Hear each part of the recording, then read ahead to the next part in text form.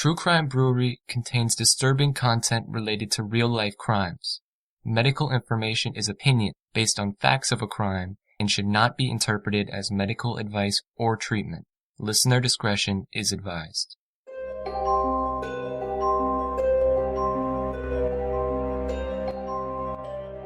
Morning of Carol's death, Steve picked me up for coffee, as he often did. When we got to the coffee house, I noted that his bicycle was in the car, and I had never seen it in the car before. And he saw me glance at the bike, and he said, I decided to go for a bike ride tonight. And I said, okay. I didn't really think a whole lot of it. It was unusual for him to go for a bike ride. He usually went for a run or a hike. He dropped me off at my house. He went to work, and I didn't see him or hear from him all day. Around 8 o'clock that night, I got a call from Charlotte, and she was looking for her dad. And she asked if he was with me, and I said, no, he's not with me. And if he was, you'd be able to reach him because he always has his phone with him. And she said, okay, that's weird. We were supposed to have dinner together, and he's not here. I said, well, he said he was going on this bike ride, and maybe he's out somewhere. So she said, okay. I called Steve's phone, left a message, said, Charlotte's looking for you. Where are you? And then about 10 o'clock at night, the phone rang, and it was Steve, and he was apologizing. He said, I'm sorry, I worried everybody. It was this crazy ride. I'm just done with the ride. I think he said his battery had died, and he had just put a new battery in his phone. The next thing I knew, the phone was ringing. It was about midnight. I was sound asleep, and he said, sorry to call you so late. I just found out Carol is dead. I think those were his words, Carol is dead.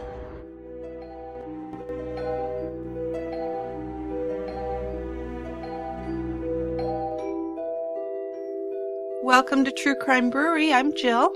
And I'm Dick.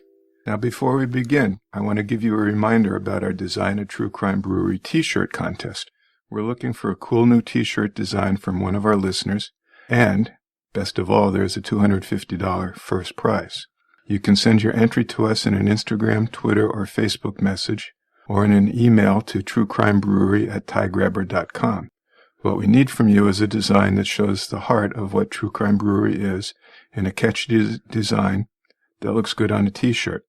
Just send it along in PNG or JPG format by February 1st, 2018. We'd like to have the t-shirts made with this new design for CrimeCon in the spring. True Crime Brewery isn't for everyone. It is a niche. But who better to design our t-shirts than a listener? Sure, makes sense. Absolutely. At 7:36 p.m. on the first Tuesday in July 2008, Carol Kennedy made her nightly call to her mother. Ruth Kennedy lived across the country in Nashville, Tennessee. She was 83 years old at the time, and Carol worried about her living on her own. She had called her mother almost every night since her father died back in 2006. Now, despite her advanced age, Ruth was not immune to worrying about her own daughter, who was recently divorced and also living on her own.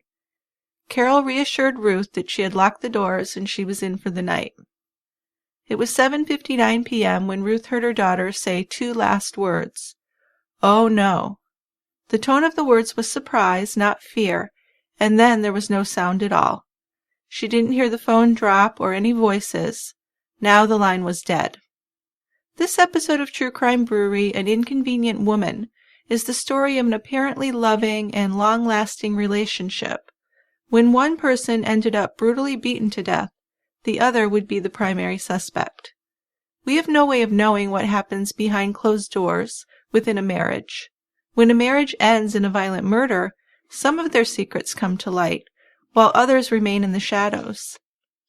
Now, when a relationship turns from companionship to malice, from malice to murder, all we can do is find justice for the victim, seek out punishment for the killer, and attempt to learn something, hopefully, about human behavior.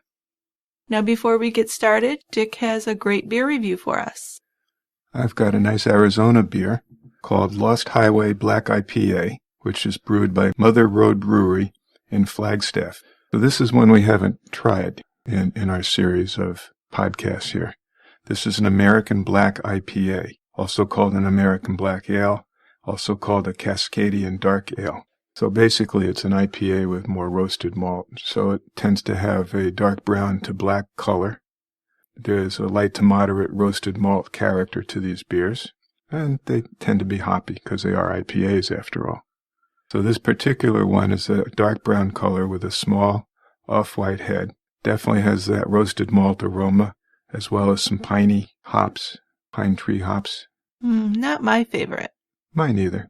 And the taste is spot on. It's got that piney hop taste, a little coffee chocolate type of taste. There's a lot in there, a lot going on. Yeah, it does. Is it almost too much? Well, yeah, I'm not a huge fan of dark IPAs anyway. Oh, okay. So maybe I'm being less than charitable to it. But yeah, it's an okay beer. It's not great. Okay. But it might be excellent to someone who likes that kind of beer. It certainly could be. I mean, it's not a terrible beer. Mm-hmm. Okay. Well, let's open it up. And let's open these puppies. We'll give it a try. It might be better than we remember because we've had it before. We have. Yeah. We had it. The first time was when we were at your cousin's wedding in Arizona. And we had it not at the wedding itself, but while we were out and about. Okay. I don't remember it very well, though. Let's open it up.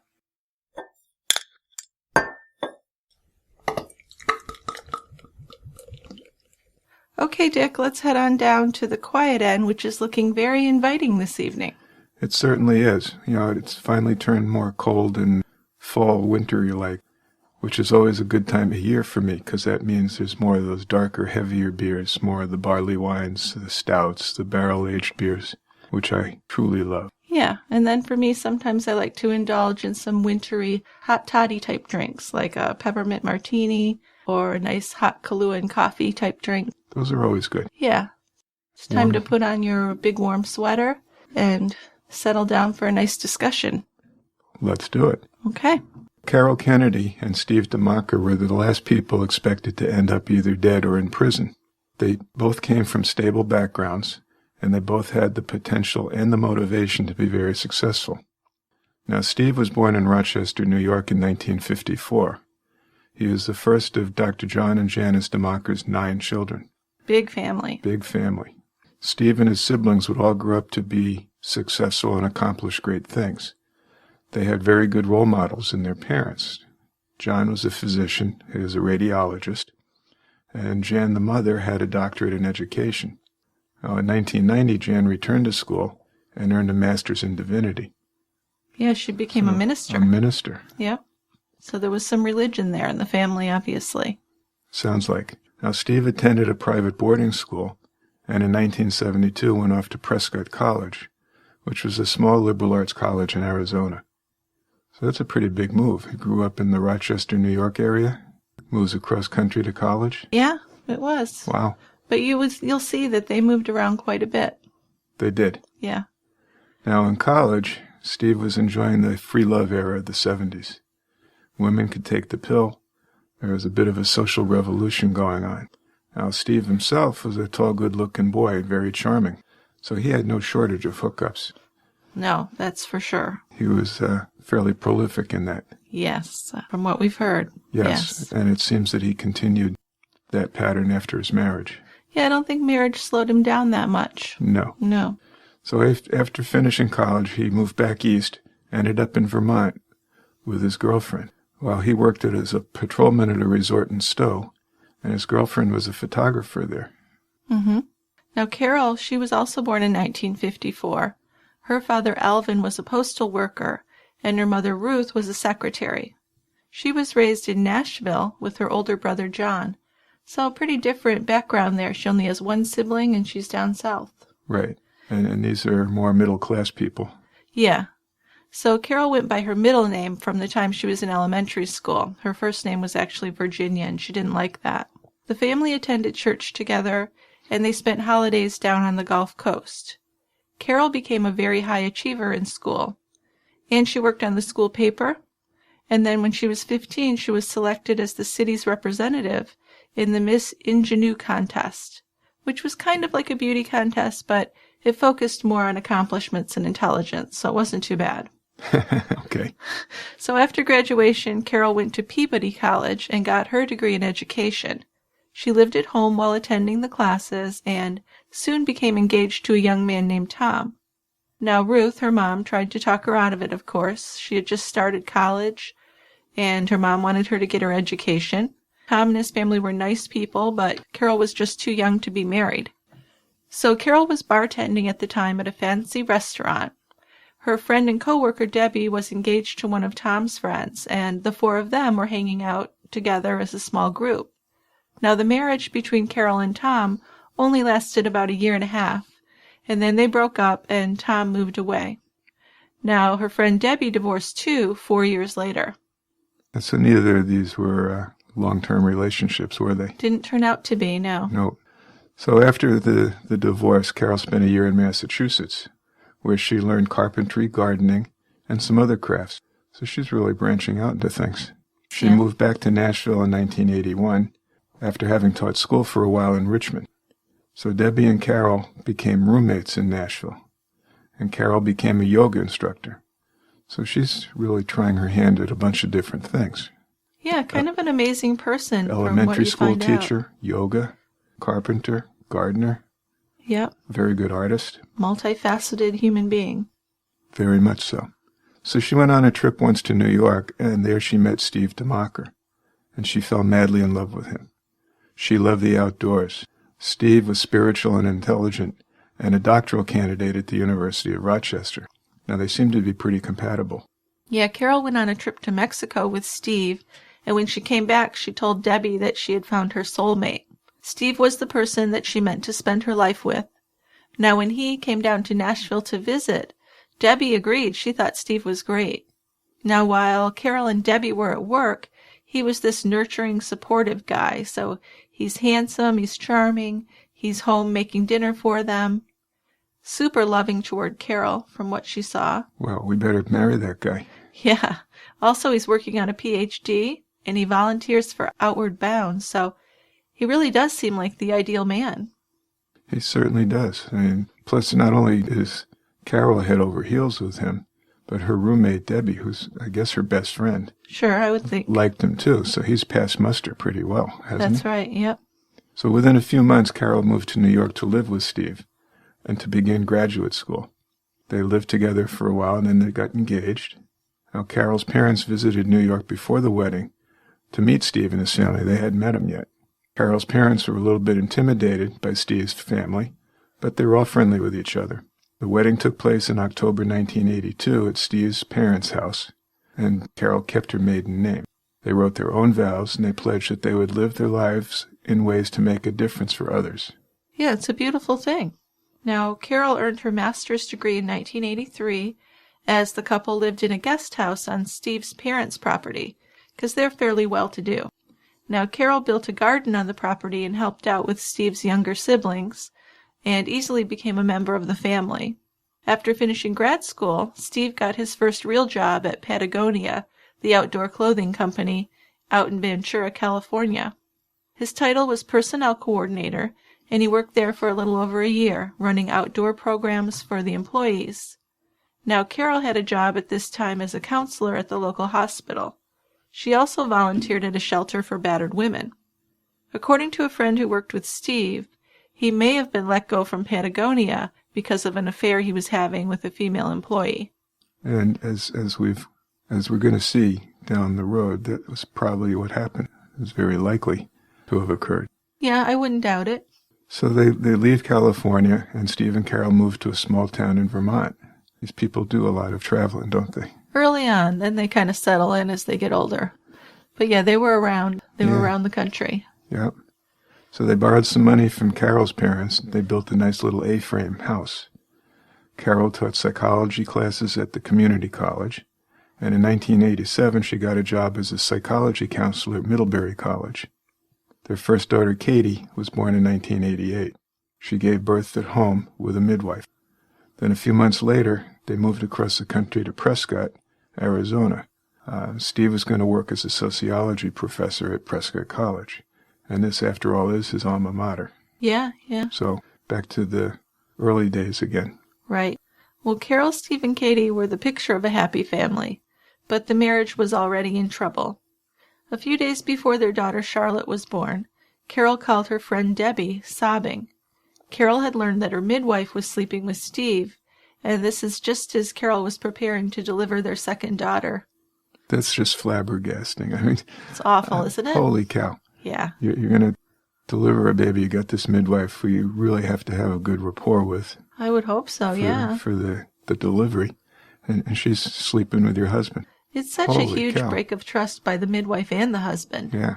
Yeah, it's terrible. Now, I think she's pretty charitable that she had no intention of leaving Steve. Oh, she was so forgiving to a fault, really. Yeah, for years. Yeah. But boy, that had been me out of here. Well, you're right. She had no plans to leave Steve. But she struggled to explain to herself how Steve could be so cruel to her, because she really thought they were soulmates and meant to be together. Yeah, and this might have been the first time she found out. Maybe. She might have known a little bit at the last place. But it wasn't his first time to be straying. Oh, no, we don't think so. No. No, not from what we've read from friends and other people that knew them back then. Right. And over the years, this pattern of cheating would continue. And Steve would apologize, which he was really good at, bringing champagne and roses and saying the right things. And, of course, Carol would forgive. Then it would happen again. And Debbie didn't feel like Carol was weak because of this. Carol was just really strong about her feeling of love for Steve and really had this strong belief that they belonged together. But I guess the way that Carol was seeing it at this point in her life anyway is that his cheating was a sickness, like he was a sex addict or something. And she had promised to love him in sickness and in health, so this was a point of sickness the way she looked at it. And she thought she could cure him, so this is a codependent type relationship. It certainly seems that way. Well, she's in counseling, and we know that a lot of people that go into counseling, psychiatry, psychology, have their own issues that they're looking to solve, and that's what interests them so much in it. I think you're right. And I think that was the case with Carol. She had a lot going on. So Carol had joined the faculty at Prescott in 1989. So they're both faculty members at Prescott. Yep. But she would undergo a lot of embarrassment and humiliation there because of the way he acted. She and Steve were both popular there, and Steve would take students out kayaking and whitewater rafting. In 1990, Steve was promoted to the dean of the resident degree program. But the problem was he had affairs with at least 2 students and a couple of coworkers. The students also heard rumors about the affair with the midwife, so he began to get a reputation as a serial philanderer. It sure sounds like that. I'm just amazed. But, you know, we've seen this pattern before in marriages. Yeah, but this is pretty extreme. It is. But sure, there are marriages where this happens. Time and time again. Yeah. Yep.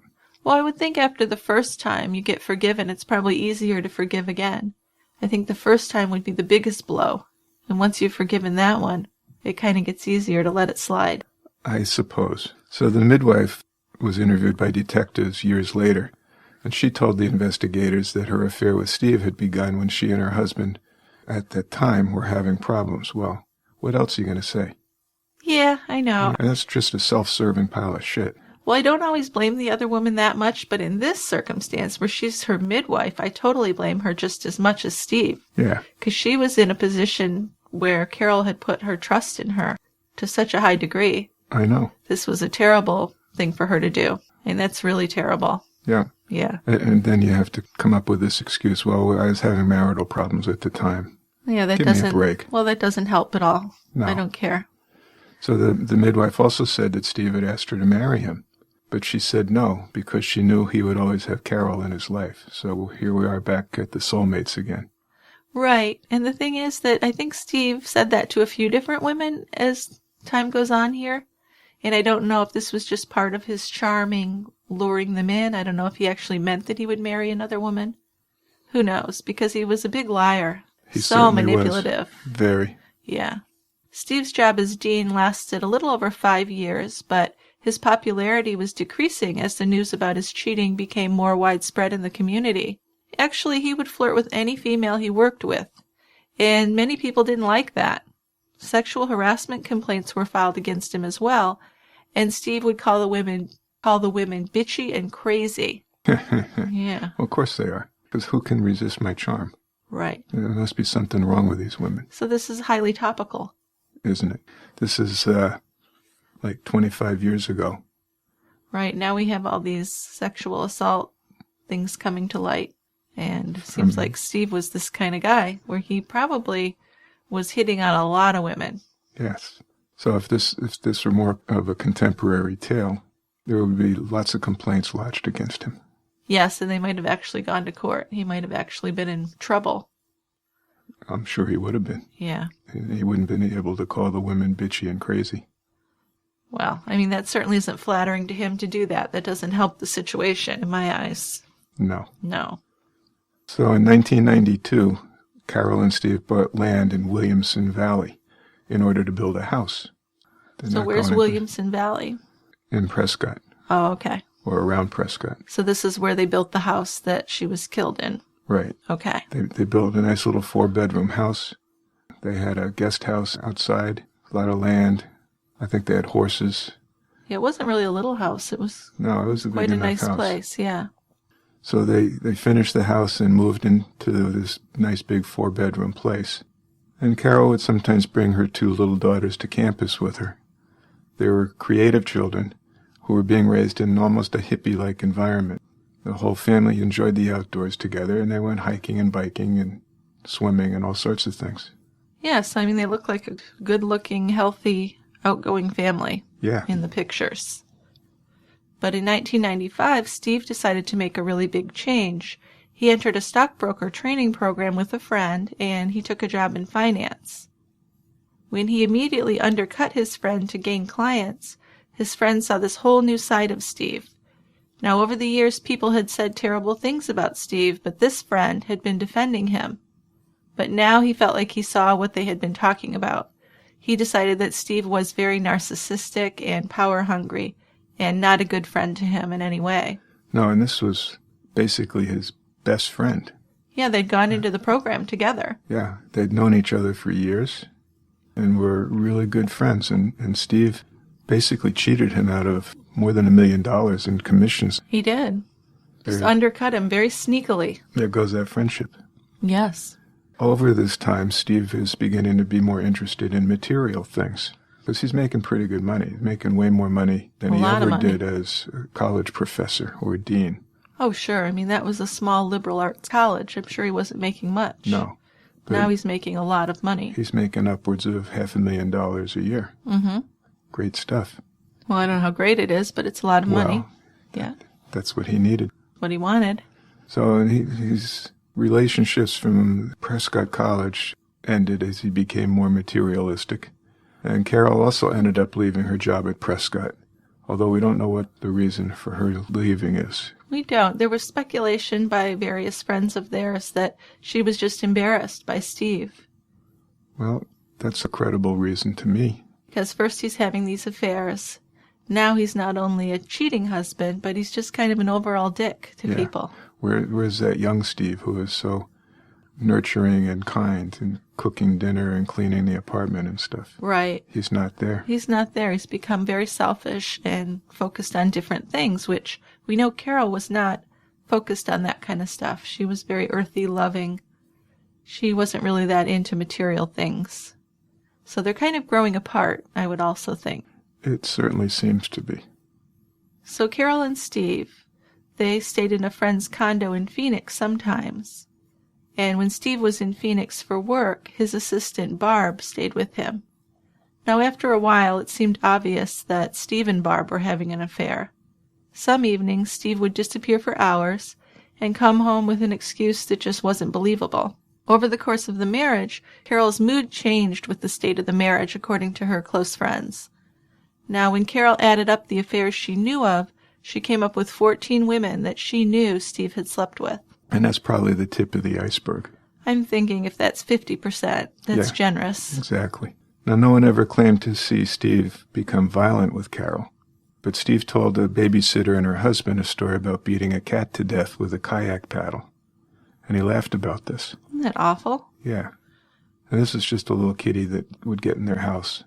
So he didn't like that. He lured the cat in one day and killed it. God, now that's a monster. It is. The cat was screaming and trying to escape. He jokingly told them this. Yeah. Now, the babysitter wasn't sure if that was real, but her husband said, yeah, that absolutely did happen. And the babysitter knew that Carol wouldn't have approved of that, and Steve did confirm with her that Carol didn't know about the cat killing. No. I would think that would put a different perspective on things for Carol. I would think so, but he must have had a dark side, and she must have seen it peeking out at some points in their life together, Probably. Aside from just the cheating. If he's able to do something that cruel. And that's cruel. I mean, that's killing animals is one of those big red warning flags, right? Yeah, like yeah. Arson and other things that make you think that you're dealing with a sociopath. Right. A really disturbed person. Right. Right. So 2003 comes around and Carol calls her best friend Debbie and tells her that Steve wanted to move out and have his own condo on a golf course. Now, the tale he told Carol was that he needed his own place so he could get some rest. The girls at the house and their dogs would keep waking him up. Huh. Yeah, so Right. Carol agreed to this, which is kind of shocking, I think, that you would agree to this, but she told her friend that they're still going to be an exclusive couple and she's okay with it, which Yeah. it seems like he's totally lying, which she'll learn that he was. She's going to find that out. Yeah. So it only took a couple weeks for her to realize that Steve was having an affair with Barb and the condo was their love nest. That's where they got together. Well, how about that? Yeah. I'm just amazed. No, you're not. No. No. So this goes on for years, his affairs with Barb, probably with others. Finally, in 2007, Carol filed for divorce. While they were separated, they still did things together with the girls. Barb and Steve's relationship was off and on as they each were sometimes trying to save their marriages. Yeah, so Barb was married too. So I don't know. That was a pretty messed up marriage too, I guess. I would think. Again, this is a long-term affair. This isn't like a one-night or anything like that. No, and she would say that he talked about them getting married. Yeah. But like you said, that's probably the way he operates. Yeah, he's Yeah. telling them what he thinks they want to hear. Yeah. Now, 2007, Steve was at the height of his earning, and he earned over $1 million. He complained that Carol wouldn't even get a job and take care of herself, so he complained about having to pay money to her. Even with this large salary, he was in debt, and he was borrowing money from his parents. Now, around this time, Steve had started getting visibly angry with Barb over finances, as she was the one handling his business transactions, and she said she began to feel afraid of him and his outbursts. The relationship soured further in early 2007 because Barb told Steve that she wanted to dissolve their partnership. So they had worked together for years and years, and now she wants to go out on her own. Mm-hmm. And that's going to be difficult for Steve to let go. Carol, meanwhile, is working on art projects, and she started showing and selling her art in 2004. And by 2007, she had a lot of friends in the local art community. Yeah, this kind of became her life. Yeah, Wouldn't you say, the whole art community there? it was. She was very prolific with her paintings and prints and things that she did. Yeah, the number of artworks that were taken in by the local gallery after her death was in the hundreds, I think. Yeah, well into the hundreds. So, a lot of work. So as Carol's moving away from the relationship with Steve, she began to pay more attention to finances. Steve emailed her to complain about these expenses. He claimed that his monthly expenses were more than his income, but it really didn't need to be. His lifestyle just continued to be very extravagant. He made trips overseas. He would stay in exclusive resorts right there near Phoenix just for something to do. Go stay in a spa for like $2,000 a night. Right. And he also took the girls to New York for lavish dinners and Broadway shows. And he leased a new BMW for their oldest daughter, Katie. Yeah, now, the stock market, as you might remember, had some big losses beginning in 2007. So Steve's income decreased significantly. So he's already complaining about how much money he's paying to his ex-wife and how he can't afford this. And now he's got a bigger hit. Well, and he's not willing to lower his lifestyle at all, it seems like. He's not able to simplify things.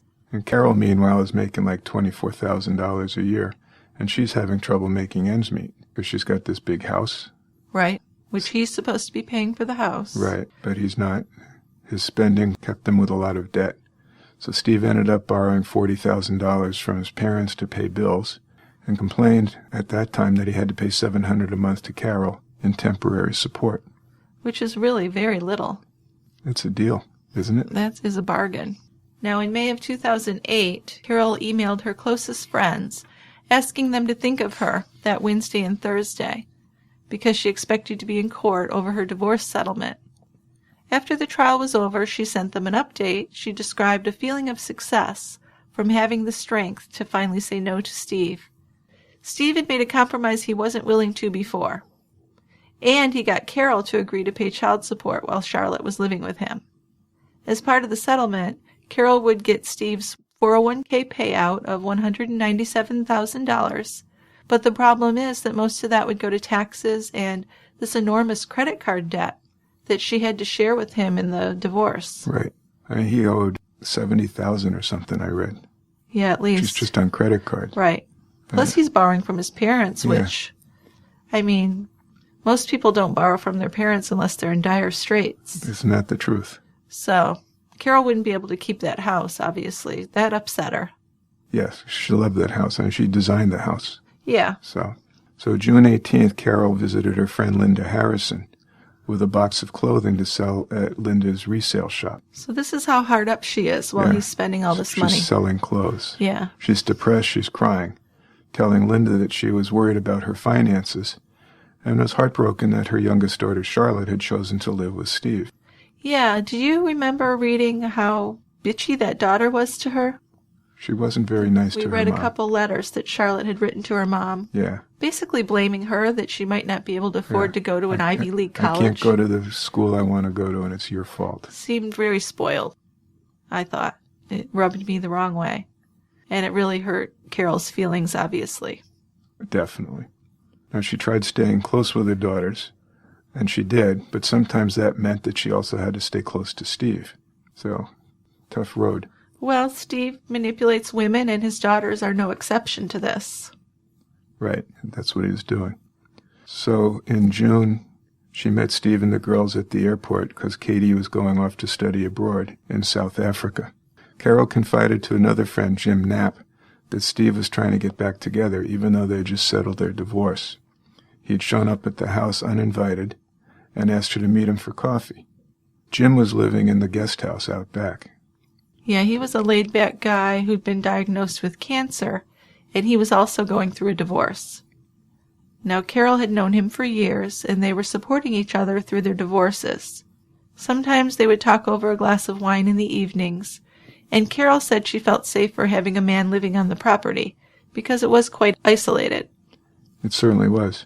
And just the nice person that she was, she didn't charge him any rent. No, I think the thought was that he would when he could, but he was on unemployment. And Jim's life was kind of in a mess, right? Jim's was more than in a mess. He had a prescription drug problem where he wasn't able to have the kids on his own. He had to go to his ex-wife's house to spend time with his kids. He had major financial problems. He had this cancer diagnosis, which, depending on who you listen to, it was terminal, or it wasn't. Right? But he did have it. So, because there was some discussion about whether he was just making this up. But right. He did have a melanoma. Yes. So he was a troubled guy, but I think he definitely did care about Carol. Yes, he did. Yeah. They had known each other since their kids were little. So she had said she felt safer having him there, but she'd also changed the locks because, her mother had suggested that, and I think that was a good idea. After she filed for divorce. It was a great idea. But she would reveal to friends that she suspected Steve had been climbing in through a back window and getting into the house. Because he still feels like this is his property. I mean, he probably feels like Carol's his property. It's the type of guy that he is. Yes. So on July 2nd, 2008, and this is the day of, right? Right. Jim was away visiting his son. Carol was feeling pretty optimistic as she was preparing a salad for dinner. She had met a man who she was really getting along with, and she had plans to visit him in Maine that weekend. And more importantly, probably, she and her daughter Charlotte seemed to be getting along much better than they had been for a while. Yeah, So they that's- actually had some nice texts with Yeah. each other that day. Little reason to be optimistic. Sure. So at 7:36, Carol called her mother Ruth from her cordless landline. Ruth was living in Nashville on her own. Carol always called her before 8 p.m. to check in. So the conversation was winding down just before 8 when Ruth heard her daughter say, "Oh no." Then there was no sound. Now Ruth asked if everything was okay, but the line was dead. Yeah, so she tried to call back several times, and it just rang and rang. So she feels like something's definitely wrong here. But she's all the way in Nashville. So she tries to call Steve, and he doesn't pick up his phone. So she leaves a message on his home answering machine, and then she tries his cell phone, which goes straight to voicemail. So Ruth is getting really worried and doesn't know what else to do, so she decided to call the police. Now Ruth would explain to the dispatcher what had happened. She asked if someone could go over and check on Carol. After asking some basic questions, the dispatcher asked if there was any reason to be concerned if Carol's ex-husband had come back. And Ruth said, "Oh, I don't think so. I don't think it's that kind of a thing." But it was that kind of a thing. It certainly was. So Ruth called Carol's brother, John, next. He lived only 7 miles away from Ruth. John started making calls to both Carol and Steve, leaving messages to call back as soon as possible. Then John and his mother waited to hear back from somebody, anybody. The welfare check call went out for Carol, and Officer Matthew Taintor arrived after 38 minutes. Now this is a pretty acceptable response time, because deputies had a very large area to cover. The county where they lived was about the size of Massachusetts, but the population was only a little over 200,000, so people were pretty spread out. Yeah, secluded areas. Very secluded. And in addition, this is a pretty busy week in the Prescott area because the world's old rodeo was there. Yeah, where the population would pretty much double at least, wouldn't it, when all these people came into town for that? Yep. Which led some to wonder if this murder was planned during that time period on purpose. Uh-huh. You know, because police would be more distracted. True. Although I would think that a welfare check isn't the most crucial thing. I don't think they rush over that. I'm sure they don't. No. So, half an hour doesn't seem like a bad amount. No. Now, when the deputy knocked on the front door, the house was dark. He got no answer. Carol's dogs barked inside. Now, he walked around to the back of the house and saw the dogs through the dining room window. Then he walked to the guest house. The door was unlocked, and he wasn't sure if it was a garage or a house, so he went in with his gun and his flashlight in his hands, and nobody was in the guest house. He returned to the main house, checked the double French patio doors. They were unlocked. He looked in more windows, and he saw Carol. She was laying on the floor with her feet toward him, and there was a large pool of blood around her head that made him feel quite certain that she was dead. He wasn't sure if the killer was still inside, so he returned to the patrol car and called in an apparent homicide to get back up. So a little after 9 p.m., Jim Knapp pulled up in his truck. He introduced himself to police, and the police asked him if Carol had been home when he had left earlier. Jim said no, she had gone off to work. He said she should be home by now, and he offered to call her to come out. So the police asked about his relationship with Carol, and Jim says that she's his best friend. Jim called her cell phone, left a message asking her if she was all right. Yeah, of course, it went right to voicemail. It did. Now, Jim had last seen Carol the night before, around 9, when she stopped by to say goodnight to him. And that morning she'd left him a sweet note on his truck window saying, "Thinking of you all day." So this was something that they did. Carol often left notes for him since he'd moved in about 5 months ago. They were giving each other moral support, so even though Jim was probably attracted to Carol, she's an attractive woman, things had never gone in that direction. They were friends. They were platonic. Now that would make some people suspicious against Jim, but there's no proof that there was anything beyond him just caring for her as a friend. I mean, he really seemed genuinely devastated when he learned that Carol had been murdered. He said that police should look at Steve, who he described as a sneaky and manipulative man. See, he's got him pegged. Seems like it. So deputies went into the house through the glass patio door, and they cleared the house room by room. They found Carol in the back bedroom. She was lying down with her right arm under her body, Blood was splattered around the room, but the most blood was around Carol's head. She appeared to have been dead for a while, but they had paramedics come in to assess her and confirm that she was in fact dead. As police viewed the room, they began to think that the scene had been staged. There was a ladder to a loft and a bookshelf that looked like it had been moved after she was beaten. So somebody had wanted it to look like an accident in terms of being on the ladder, falling off of it and hitting her head. But the head trauma was too severe to have come from a fall. Right, and that seemed like common sense, although later they determined that it actually was. Because we'll find out that there were so many head wounds. This was a brutal, brutal murder. Yeah. I mean, her skull was in like 200 pieces. Yeah, it was bad. That's how brutal it was. Really bad. Now, the ladder was positioned the wrong way, so you couldn't climb up it the way it was. And there were no fingerprints or blood on it, which there would have been if she had injured herself when the ladder was in that position. When they moved Carol, they saw that both sides of her head were severely injured. When they checked the lights in the dark laundry room, they found that one bulb was missing, and 3 had been partially unscrewed, so it seemed like someone was trying to keep that room dark, maybe while they were lying in wait for her there. Certainly possible, right? Yes. So Charlotte's living at Steve's condo, and her boyfriend Jake is there also. Jake, Charlotte's what, 16? She's 16, right? Okay, yeah. So Jake had moved in the previous day for a temporary stay while he was working things out with his folks. And he and Charlotte are both 16. Now, that day, Steve had arrived home, used his remote control to open the gate at 4:52 p.m. He changed from his suit to workout clothes, and he told the kids he was going for a bike ride. So Steve left the condo just after 5, and his phone got shut down, or it was apparently shut down at 5:36. While Steve was gone, Charlotte and Jake played some video games, then they went for a swim at the fitness center. Steve's car wasn't there. Later on, it's getting dark outside. They're waiting for Steve to get home so they could make dinner. They normally ate around 9 or 9:30. Yeah, but even for eating that late, it's getting later than usual. And as they waited, Charlotte texted with her mother around 7, and Ruth's call came in, and the kids let it go to voicemail. So that's when Ruth called Steve's condo. The kids heard the call and ignored it because they're playing video games, and they can't be disturbed. So they began to worry about Steve when he didn't come home. Charlotte tried texting and calling him but got no answer. Then she tried calling his girlfriend Renee to find out where he was riding his bike, because they had thought he said he was going to the fitness center to ride it, but his car's not there. Now Charlotte and Jake fell asleep for a while and woke up at 9:40.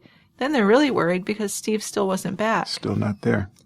So Charlotte tried twice to reach his cell at 9:40 and 9:52. She left him a voicemail, and this was a much longer workout than he would usually take. It was usually he'd go for a run, so riding the bike was unusual, but now the length of the time is very unusual. Very. It was also strange for him to be out of contact for so long. He usually had his cell phone on his person at all times. Yeah, this guy is a broker. I mean, he's got to be available all the time. Right. Plus, he's a narcissist. Right. So he can't be out of touch. No, you can't be. Because to him, the world revolves around him. Right. Right? Good point. Now, at 10 p.m., they were too hungry to wait for him anymore, and they decided they were going to go buy ingredients and make a nice Chinese stir-fry for dinner. So Steve's cell phone would come back on at 10:08. It had been off for 4.5 hours, and he had missed 11 calls and 3 texts. He didn't listen to the messages, but he did call Charlotte. Charlotte was at the Safeway with Jake buying the food for dinner. Steve told her that he'd been on a bike ride, he'd gotten a flat tire, and his cell phone had died. Now Charlotte was recorded at the Safeway on the CCTV talking on her phone with Steve. 60 seconds later, Steve used his remote to enter through his condo's security gate, because all of those are recorded. So that's a good way of being able to track what was going on. At 10:10, Steve called Renee, who you remember is his girlfriend, told her why he couldn't come to her house. "I'm tired, I'm dehydrated, I need a shower, I just want to eat and go to bed." Now Renee was a little bit annoyed at this because she wasn't expecting to see him that night at all. Right. So why is he calling her to give an excuse? Right, it's very presumptuous. Her 3-year-old grandson was staying with her, and she suspected that Steve was with another woman that night because he hadn't answered his phone. So she's thinking of breaking up with him. Yeah. Because, of course, he's not faithful to her. He's not faithful to anyone. No. Now, Steve told her over the phone that he was bleeding from a gash he got from a branch when he ran into a bush on his bike. He said he also had scratches on his arm from when he got off and walked his bike down the trail. Charlotte entered the condo at 10:16 and parked next to Steve. The interior lights of his car were still on. You know, the ones that stay on for a minute or two? Right. Right after you get out of the car, or they stay on if you leave your door ajar. Yep. Now, when she and Jake entered the condo, they heard the shower running. So Steve's in the shower. Right. And apparently had just gotten back a short time before Charlotte and Jake came in.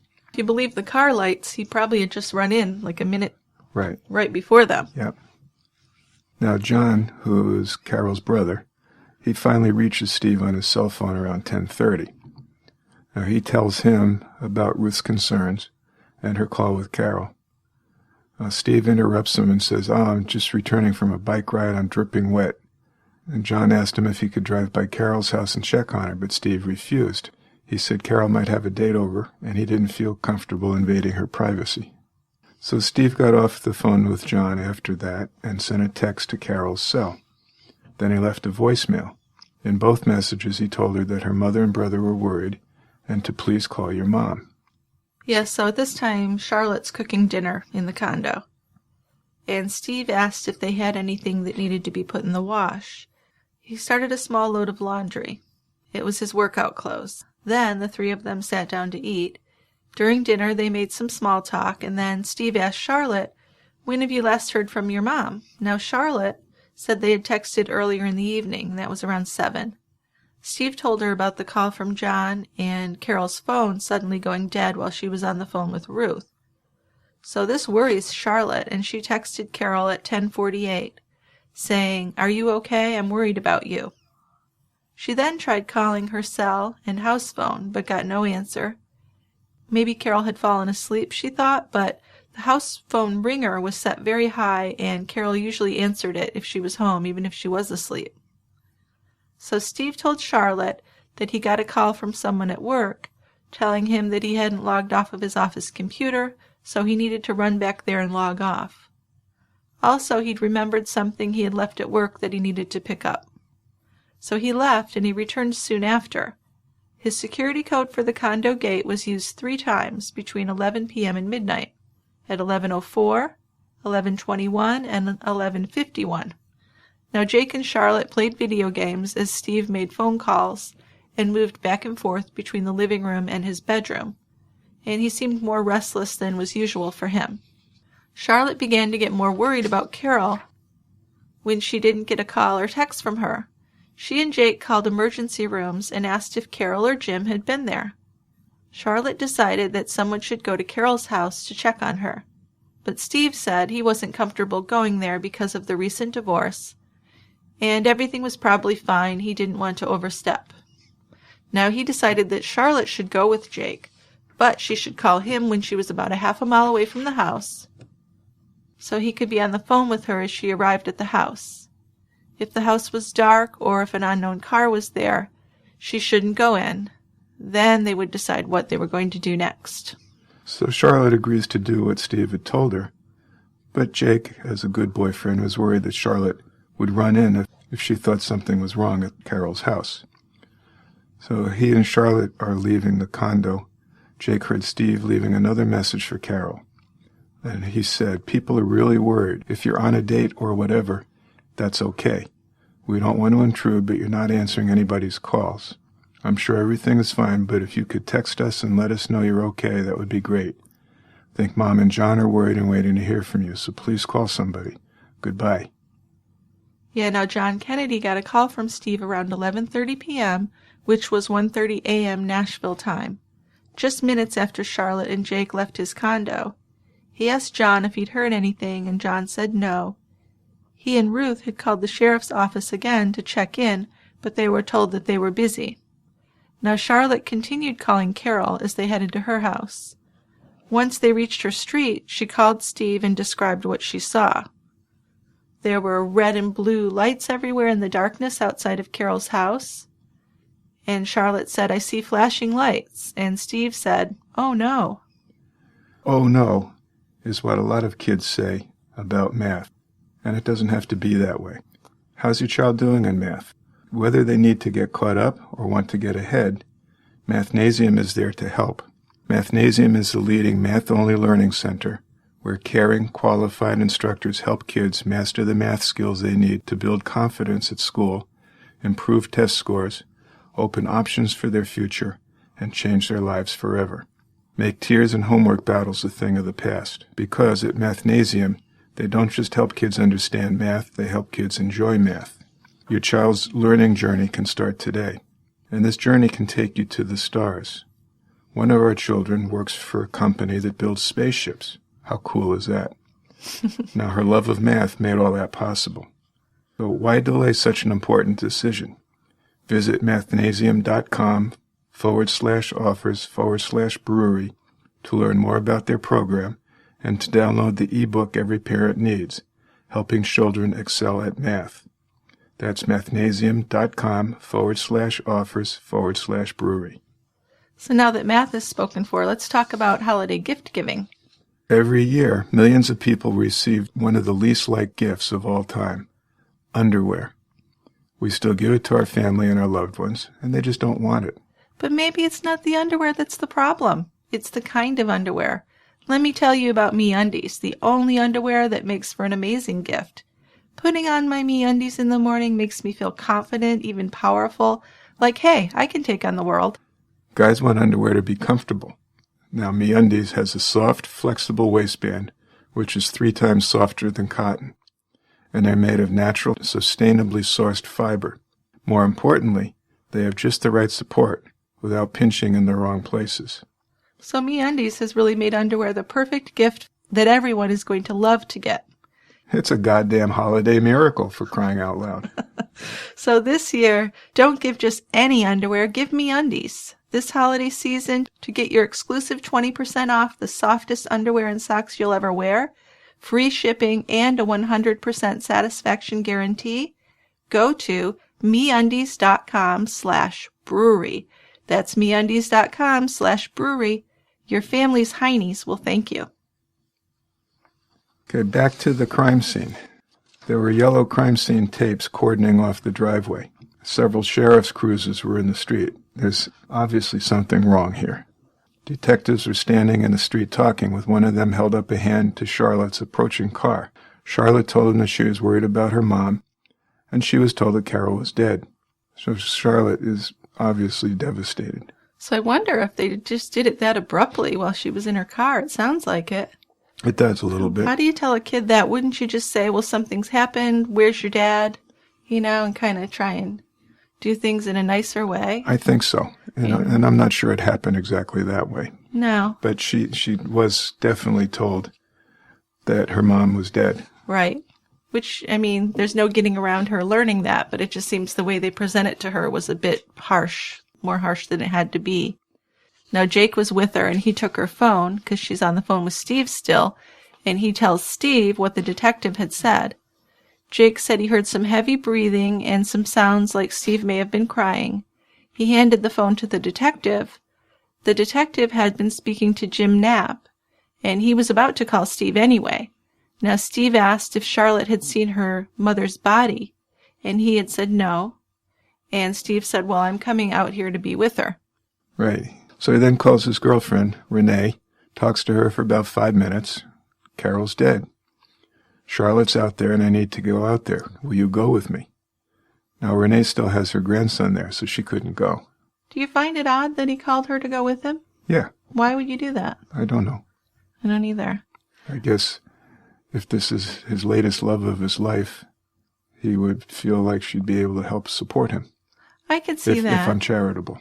Yeah, I could kind of see that, but I think his daughter needs him, and I don't know if I'd stop to take the time to call her.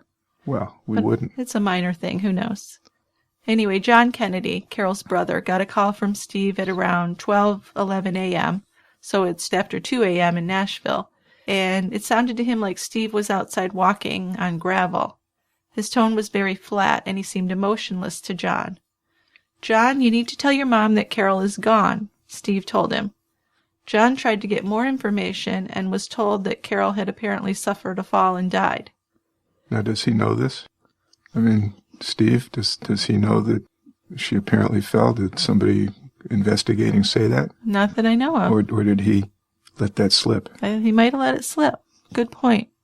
Because he did try and say later to people that it was an accident. Yes, he did. And it seems like whoever did it tried to make it look like it could have been an accident. Right. Now, John and his wife drove out to Ruth's house to tell her this horrible news that her daughter had died. The chaplain arrived soon afterward, and John spent the night with his mom trying to comfort her. Steve attempted to reach his business partner and sometimes lover Barb at 12:14 a.m. So there's another weird call. Why, this is 3 minutes later. Why is he calling another lover? Was he going to ask her to go with him? I don't know. She didn't answer. I know. Good for her. So outside of Carol's house, the police commander introduced himself to Steve. And as they're talking, the policeman sees cuts and scratches on Steve's legs and left arm.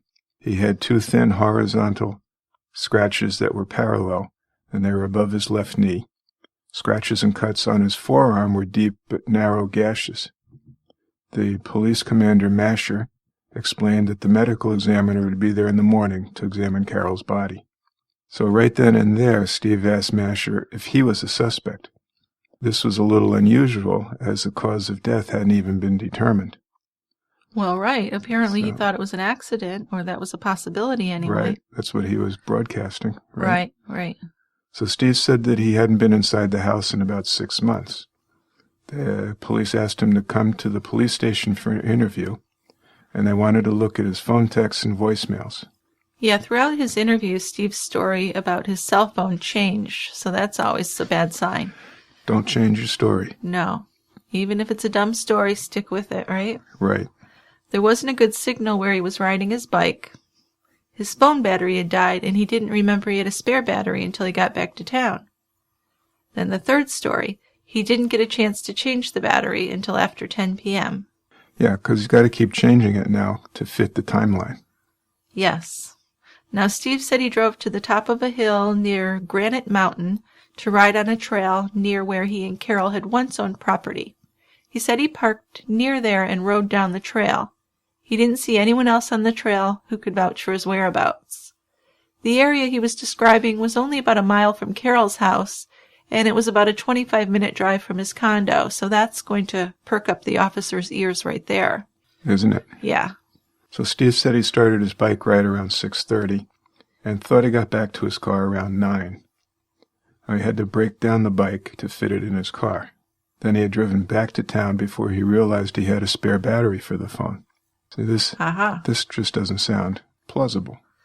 It's fishy. It is. Yeah.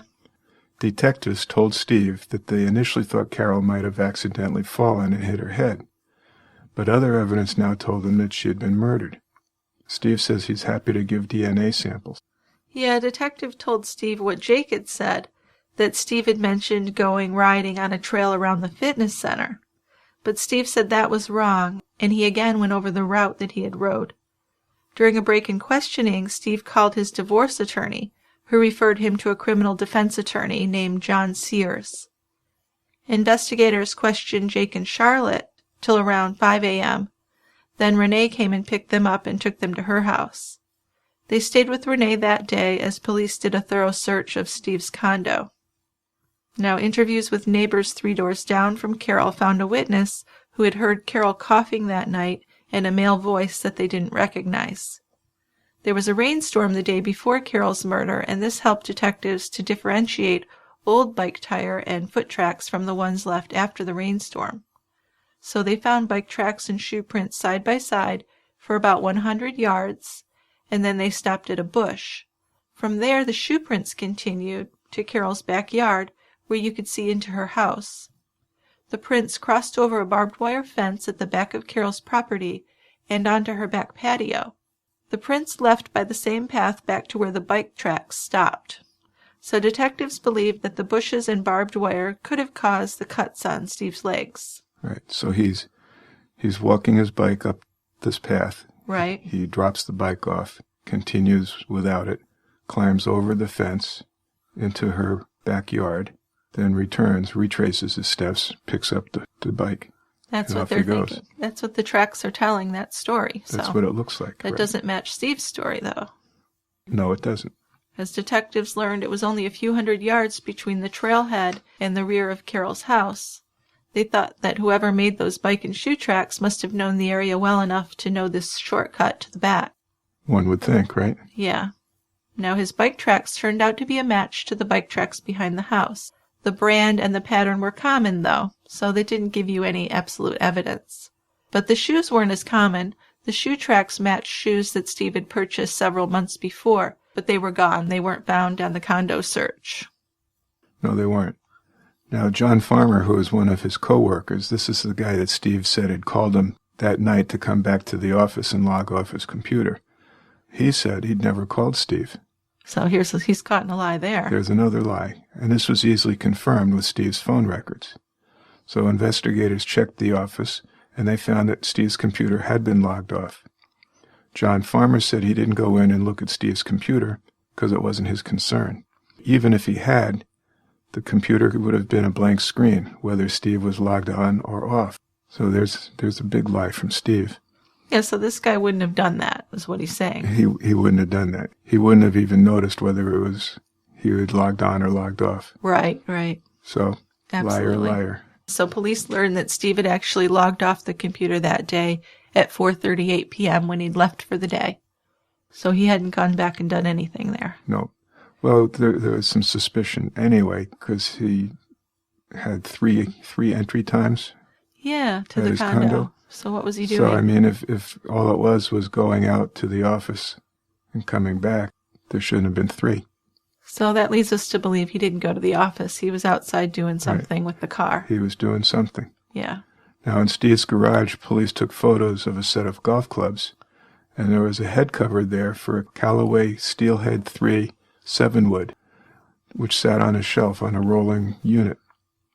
But no club, just the club head cover. Right, right. When they inspected Steve's mountain bike tires, the rear flat tire's stem valve looked like it had rotted off a while ago. So this meant that it probably couldn't have held air and was already flat when Steve took it out that day.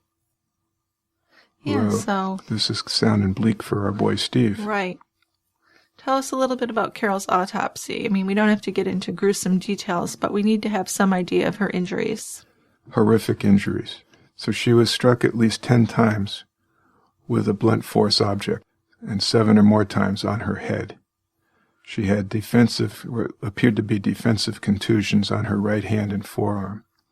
She had a broken nose and a bruised lip. So a contusion is? A bruise. Based on the linear arm bruises and the curved scalp lacerations, the person performing the autopsy considered that a golf club was the most likely weapon.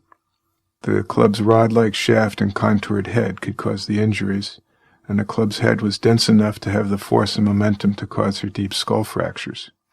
So there is some brown material under her left-hand fingernails that was later determined to contain male DNA. Yeah, so this wasn't Steve or Jim. As we find out. Right. This is an interesting story. Yeah, we'll get to that. One of the detectives at the autopsy remembered seeing the set of golf clubs with the empty head cover. So they had to get a second warrant to search again, trying to find this golf club, because they had finished their search at 3:55 p.m. and they needed a new warrant. So they called Steve and told him they'd be returning. But at 4:06 p.m., Steve re-entered his condo and cleaned his garage out.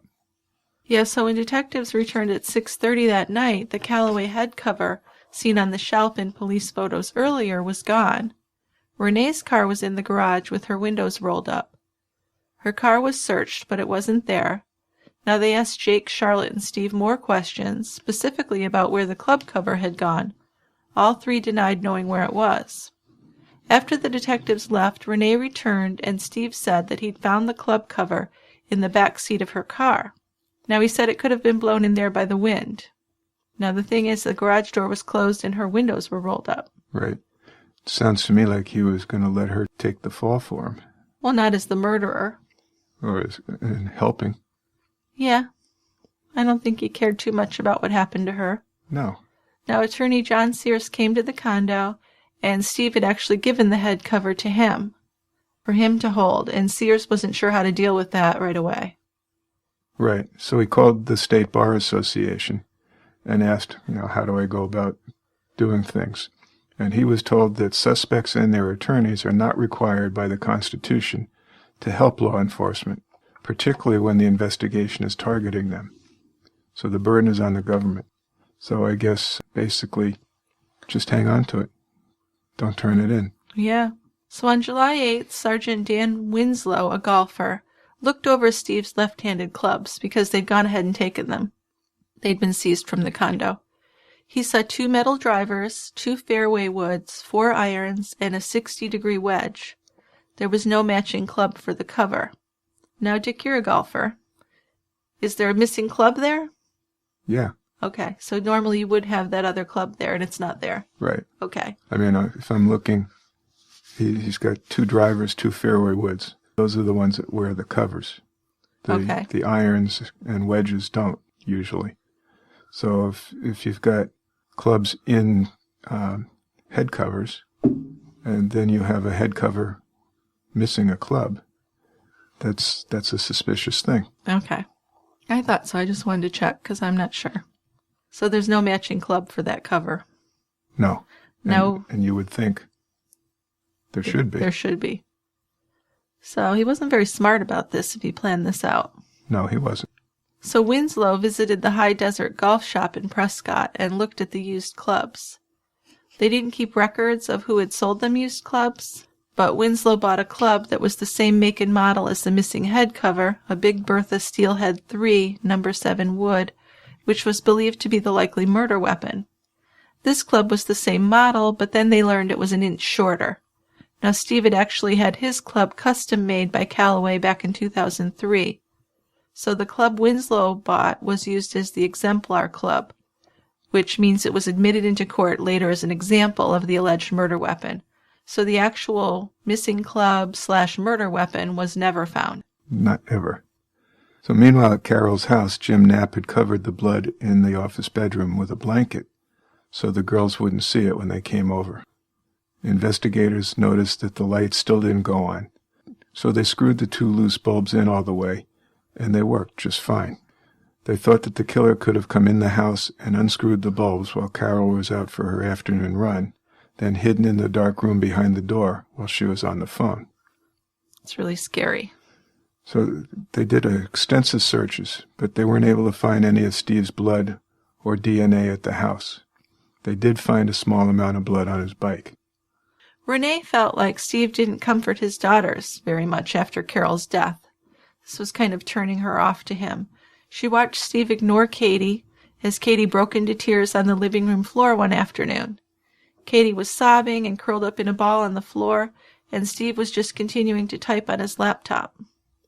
Now, within a week of the murder, the police announced that they had identified at least one person of interest and told area residents they had no reason to be afraid that there was a serial killer among them. Carol was well-liked and gentle. People were upset and heartbroken by this horrible death. Her artist friends had no doubt in their minds that Steve was her killer. Nobody really liked Steve. Not many people, no, you're right. So police were thinking that money may have been a motive for Steve to kill Carol. In their divorce settlement, he had been ordered to pay $6,000 a month to Carol for some time, not forever, several years. And although he was still making over $500,000 per year, his spending was way out of control, and he was deeply in debt. As a matter of fact, his payment to Carol for July was overdue at the time of her death. Now, in Carol's house, they found several recent emails between Carol and Steve that Carol had printed, and there was a lot of arguing back and forth over money in these emails. Now, Jim Knapp told Katie and Charlotte that he thought their father had killed Carol. He was also telling people that Steve had been violent with Carol in the past. In August, Steve's brother evicted him from the guest house. Jim wrote to Katie, the executor of Carol's estate, explaining his precarious financial situation as he was living on unemployment and dealing with a cancer diagnosis. He told her that her mother was a dear friend and he never had any romantic involvement with her, but he said that Carol was a great friend and he really missed her terribly. At Carol's memorial service, many of Carol's friends and family members were uncomfortable with Steve being there because they felt confident that he had murdered Carol. Ruth thought it was odd that Steve didn't speak to her or offer sympathy to her. That's more than odd. This is your mother-in-law, and you're not even talking to her? And they were married for a very long time. Now, Carol's brother John tried to speak to Steve about the murder, but Steve avoided him and the topic. If he was innocent, why wouldn't he try to comfort her family and spend some time with them, they thought. This really made him look guilty. Now, on the other hand, Jim Knapp seemed as devastated as Carol's family was. He emailed his and Carol's friends and told them of his suspicions that Steve had killed her. The thing was that he had a drinking problem, and sometimes these emails would seem inappropriate. He kind of seemed to be going overboard with it. Right, he did. But a lot of people also said that when Carol died, that was really just too much for him. It put him over the edge because he was already teetering on the edge. He was on the precipice anyway. Yeah. And her death really shook him. Sure. Now, within 2 months of Carol's death, Steve showed up at a local art gallery with a van full of her artwork, her completed projects, some works in progress, and even her sketch pads were dropped off there. To the gallery owner, Steve's demeanor was disturbing. As he seemed very matter-of-fact and casual about getting rid of her work, he didn't seem to have any emotional attachment to her art, which was a very personal thing. Yeah, you would think there'd be a little more going on there, right? Yeah. But he's not the typical grieving husband. No, he seems like he just wants to move forward and put this behind him. That's right. Carol's friends were interviewed, and they gave several accounts of her being afraid of Steve. She had emailed a friend of Steve's and told him she was in fear of her life, but she didn't tell him of any specific incident. She did ask this friend that if anything happened to her, that he would look into it. Carol believed that Steve had hacked her email account and was reading her emails. Now, Andrea Flanagan, who is a former student, done some house cleaning and dog sitting for Carol, said that Carol recently complained to her that Steve was coming into her house through a window. Steve, meanwhile, is getting more fearful of being arrested because he's apparently going to be the primary suspect. Oh, he is the primary suspect, yes. So detectives seized his passport. He applied for a new one. Which is a no-no. No. Because that means he lied on the application, saying he lost it, when actually it was turned over to authorities. It wasn't lost. Right. So he gets this new passport, and as part of his escape plan, he bought a motorcycle, loaded several suitcases that were made for the bike, with provisions including $15,000 in cash, beef jerky, energy bars, and a loaded handgun. Right, I think he also had maps of Mexico. Street maps, yep. Mm-hmm. He also received a delivery of books with titles that were of some concern. Yeah, How to Be Invisible was one. Cover Your Tracks Without Changing Your Identity. Suspicious Things. How to Disappear Until You Want to Be Found.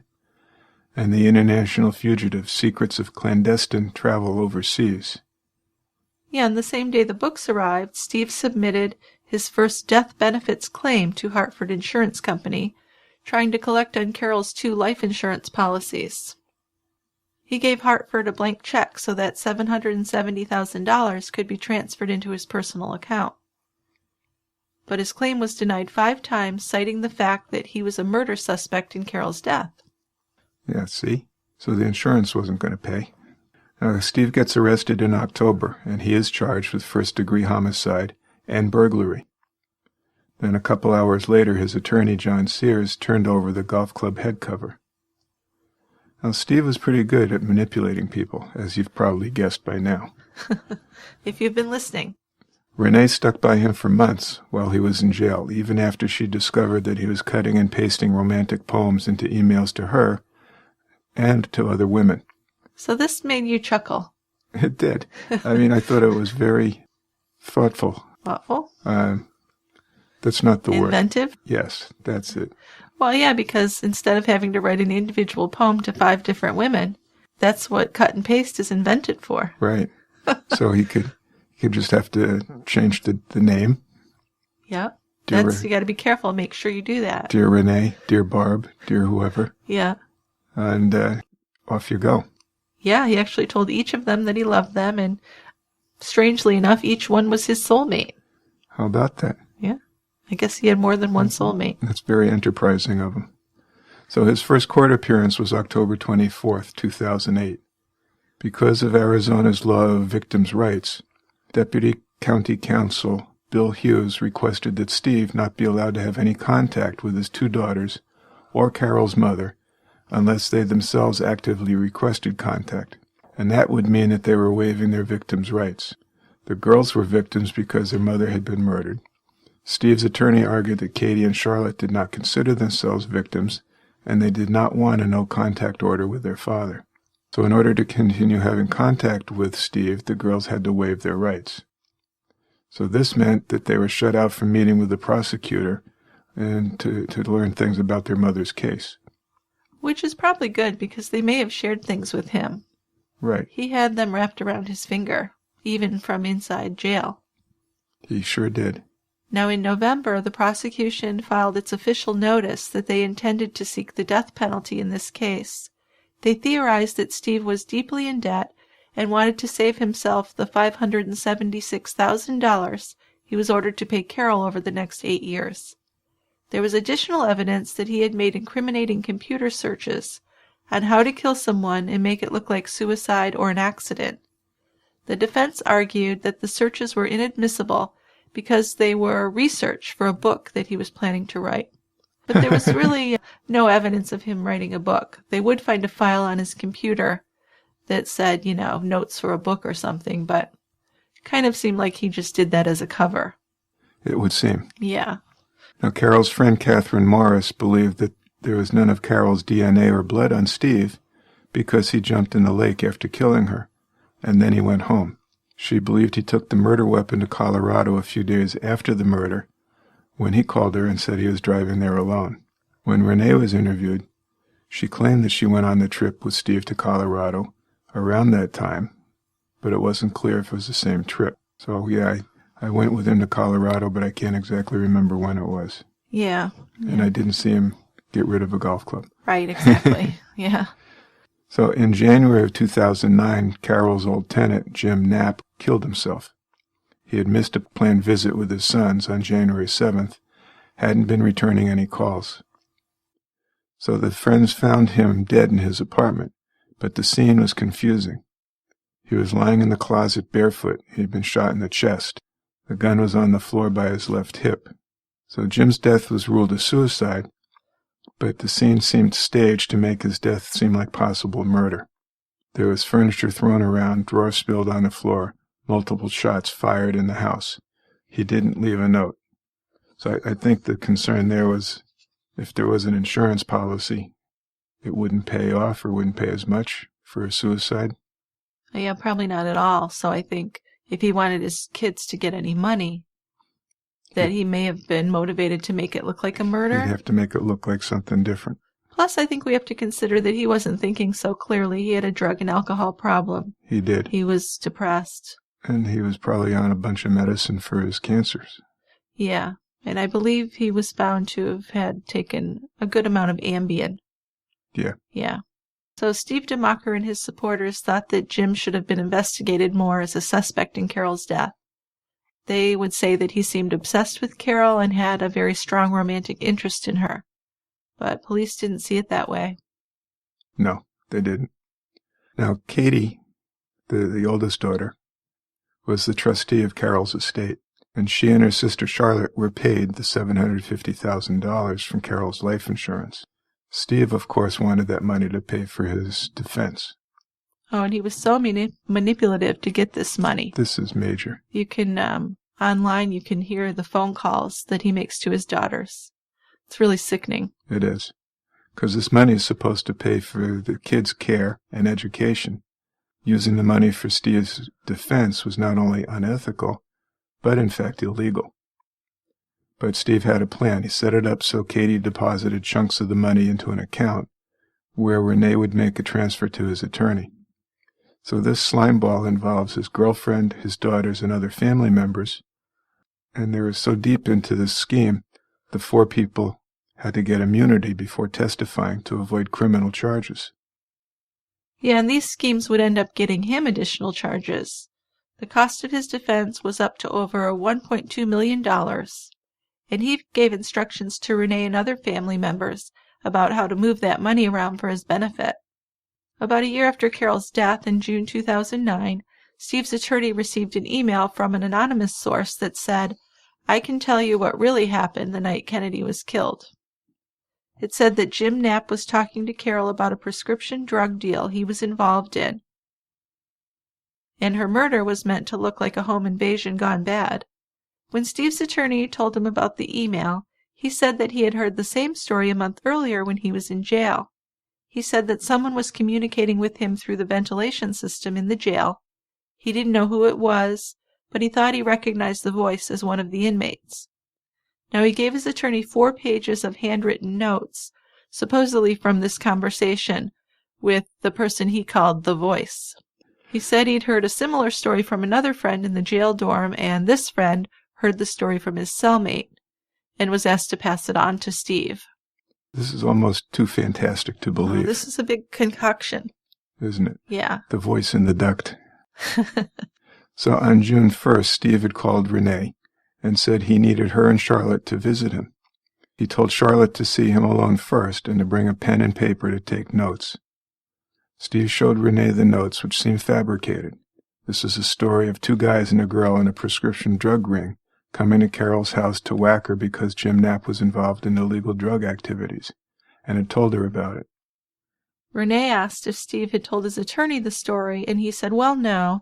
To make it more believable, he wanted Charlotte to send an anonymous email to his attorney. So Charlotte's only 16.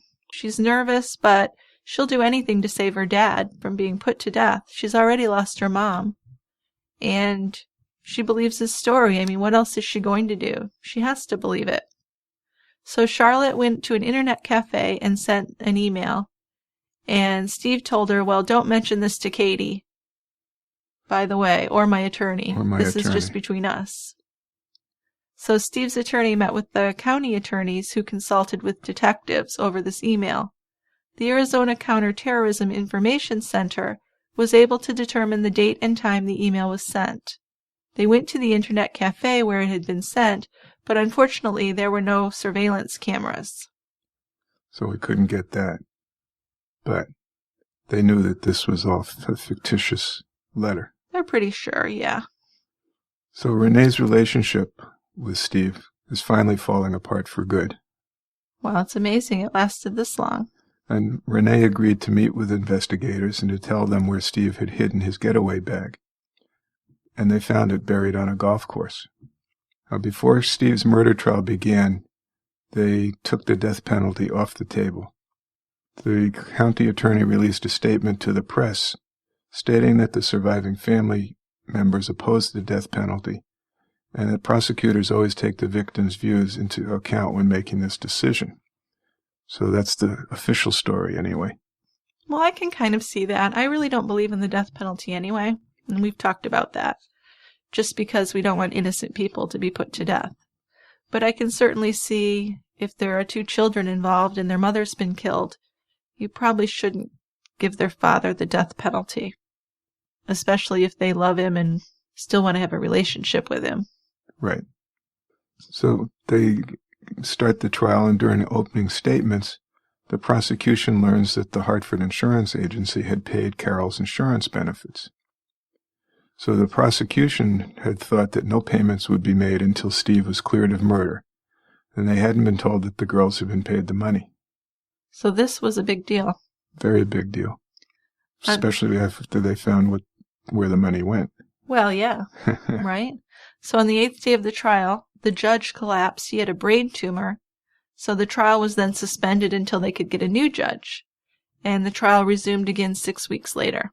The state requested to have the defense team disqualified to open a criminal investigation into the transfer of money for payment from Carol's insurance money.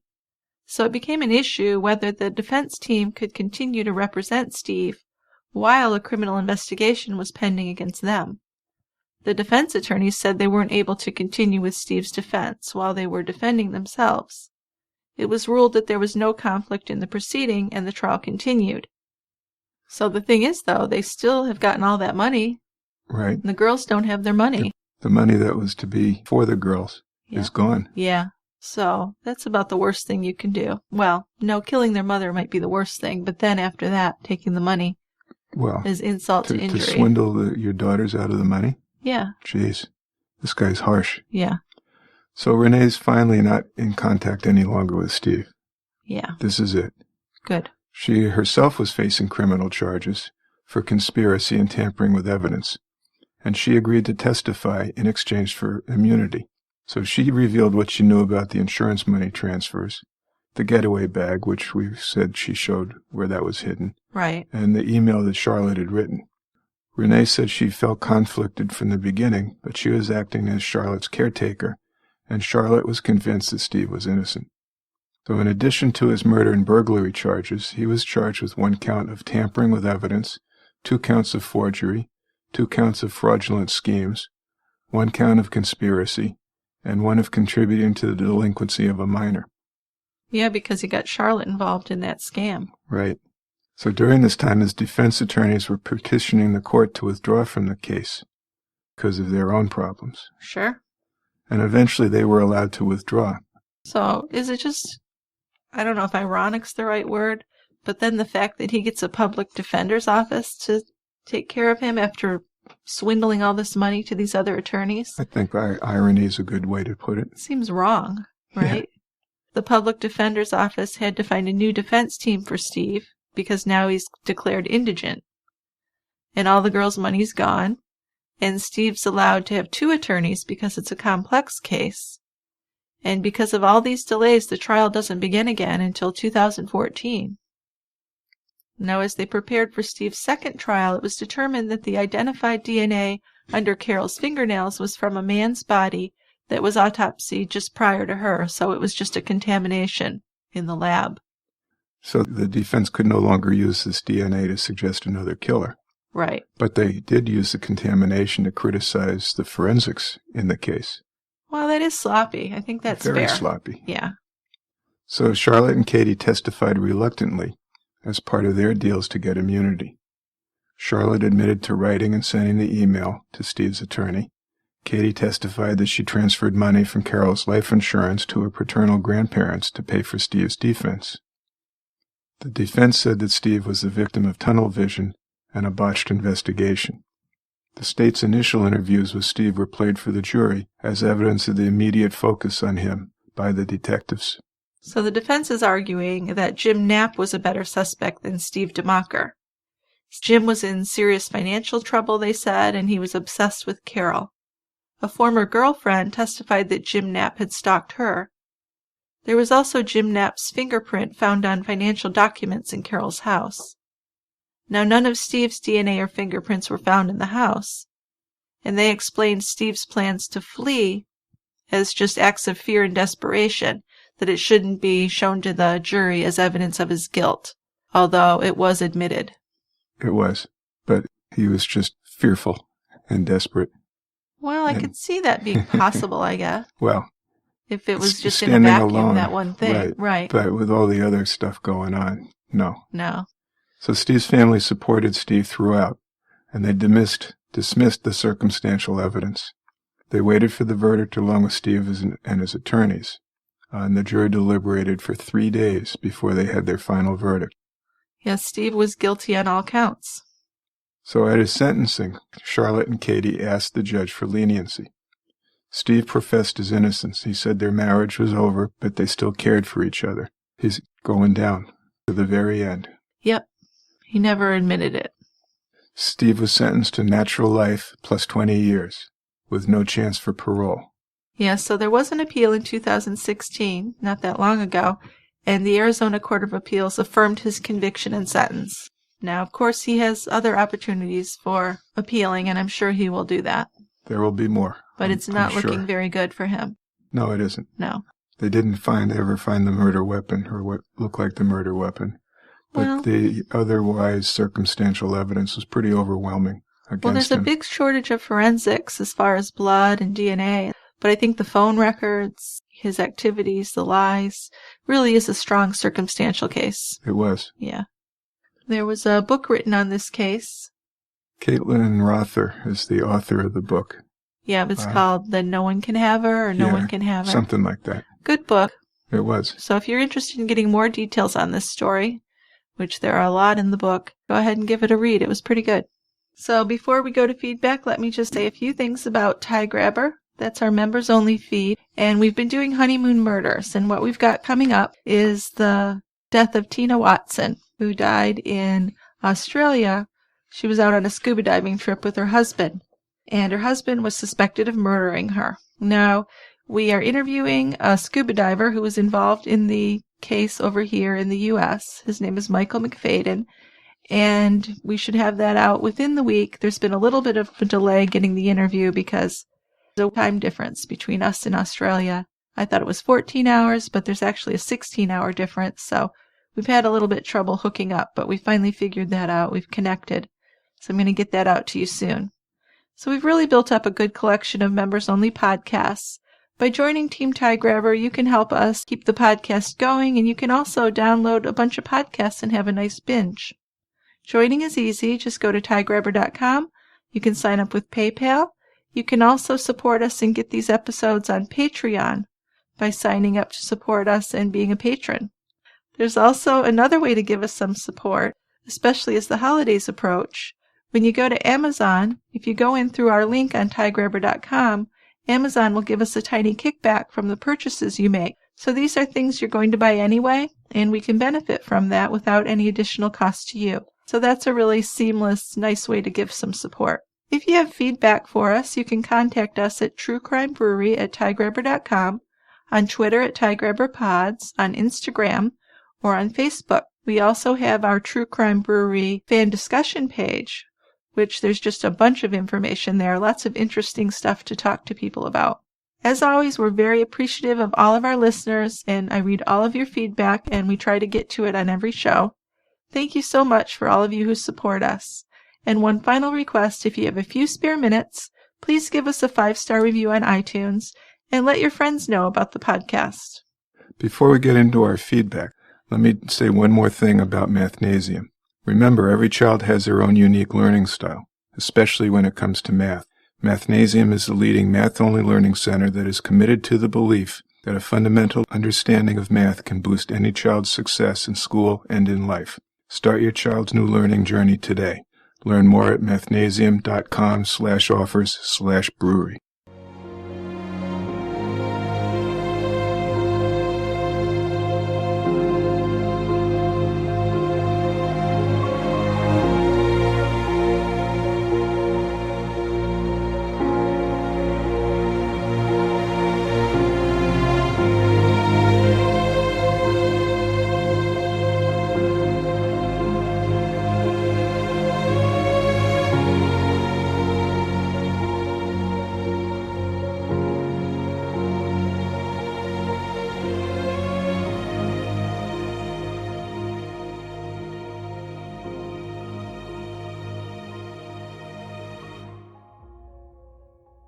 Welcome to feedback. And Dick's going to start with our first. Is it a suggestion? No, I have a comment. Okay, let's hear your comment. From Yesh2K. This is regarding Officer and the Psychopath, and a little defense of Russell Williams' wife. In relation to Russell's wife, maybe seeing the scratches on her floor every day was a reminder of how her life had fallen apart too. She is also a victim in his crimes. Admittedly not to the level of the women he attacked, violated, and murdered, but she's still a victim. Well, I'm glad you admitted that it wasn't to the level of the women he killed. That'd be pushing it a little, don't you think? Or even the women that he raped and sexually assaulted. Or even the women whose undergarments he stole. Yeah, I just have a hard time with her being a victim at all, really. But I'm sorry, Yesh. She's not a victim. Well, she's not a criminal. No. Right? She's not on his level, of course, but yeah, I could see maybe the scratches in the wood were a reminder, but you got to deal with that kind of stuff, right? Yes. It doesn't mean you can be that way, the way she was. I don't know. Let's put that whole thing to rest. That's the final comment. On her. Okay. On that whole case. Well, if something good comes up about the case, I'm open to it. But I'm done talking about the wife. And I appreciate that some people have sympathy for her, but I have more trouble with it, I guess. Me too. Okay. All right. I have a comment on a case we did probably over a year ago, the Erica Parsons case, Yesterday's Child. But then a few months ago, they did find her remains. Right. And we believe her foster family killed her, but they still haven't gone to trial for that or being charged. But anyway, this is a comment from Salt and Light Blondie. I had a friend go through the adoption process for custody of her nephew. In Colorado, there's a very vigorous process of parenting classes, including proper discipline techniques, home inspections, background checks, financial evaluations, the whole 9 yards. I can see how routine follow-up visits for one claim against a guardian could be foregone, as there are disgusting people that use child welfare services as a way of revenge or for threatening. I believe this happens during many nasty divorces. It is truly irritating that people who misuse reporting are not only hurting the children of those they falsely report, but they take time and resources away from those who desperately need it, like poor little Erica did. I wish there was a way to single out revenge reporters and punish them. Well, that would simplify things, wouldn't it? I think that's a good idea. Great idea. That's a really shitty thing to do, because there are kids in need, and if you're making stuff up to get back at an ex-spouse or something, you shouldn't be doing that. And there should be punishment for that. There should be punishment, definitely. But then another thing that makes me think of is all the things that her friend had to go through. It didn't seem like Erica Parsons' foster parents, who were relatives, had to go through all that. Doesn't sound like they went through any of that. No, because they were terrible in many ways.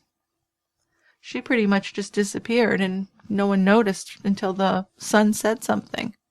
So that's shame on everyone involved in that. That's terrible. It is. I have an email from Jessica regarding Karen Bowes, B-O-E-S. If you haven't already, please consider covering the Karen Bowes case. She was wrongly convicted of killing her daughter by way of arson, based on a false confession. Check out episode 4 of the confession tapes on Netflix for a brief overview. Right, now I remember. I did watch that, and that is great. Well, the whole confessions tape documentary is fascinating. Right. I binged right through that. Yeah. There are a couple cases from that I want to do. Pretty interesting. Yeah. How you can get confessions from people that are innocent. Well, this is the one that had the Delisle. Remember Lawrence Delisle, who confessed to driving in the water with all of his kids in the car? Right. That was on the same show. So thank you so much for putting out such a great podcast. I look forward to it every week. Thank you, Jessica. Thank you, Jessica. We'll put you in the queue. Okay, so I have a comment from 7th Ward Creole about the baby thief. That was the case of Georgia Tan and how she sold children and had illegal adoptions and abused children. You remember that? Yeah. 7th Ward Creole says, by their own admission, Joan Crawford's twins never experienced any abuse of any kind. Do some research. So I did some additional research. There were 2 children of Joan's that did claim they were abused. And then the twins denied it. So, number 1, when Crawford first adopted Christina and Christopher, they were named Joan Jr. and Philip Terry Jr. But after Crawford's 3rd marriage fell apart, she renamed them. I think isn't that kind of abusive to do that to kids, like they're pets or something? Yeah. I wouldn't even do that to my dog. Right. Okay. I'm not the only one then.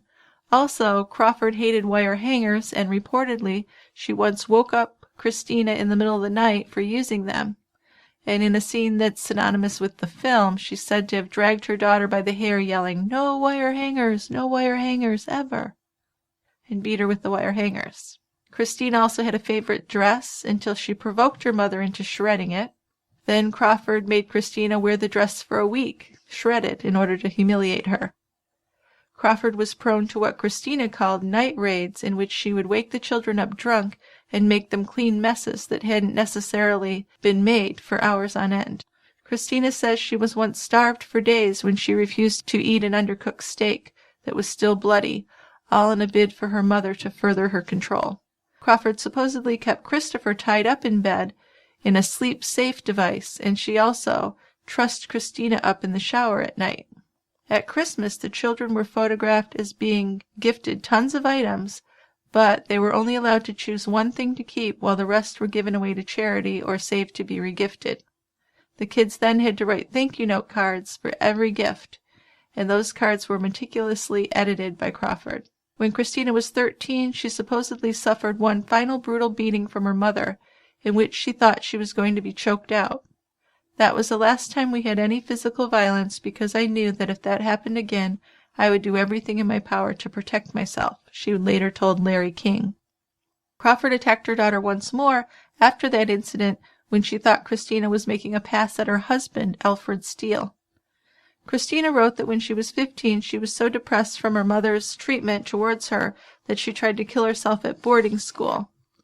By overdosing on pills, she claimed her mother never contacted her or addressed the situation afterwards. Although Christina never flat out accused her mother of killing her fourth husband, Steele, she has pointed to the fact that the healthy man suspiciously fell down the stairs only 3 years after they were married. Now the twins have refuted all of Christina's claims about their mother, although Christopher supported the claims until he died in 2006. And they continued to have a feud with their sister in the adult years.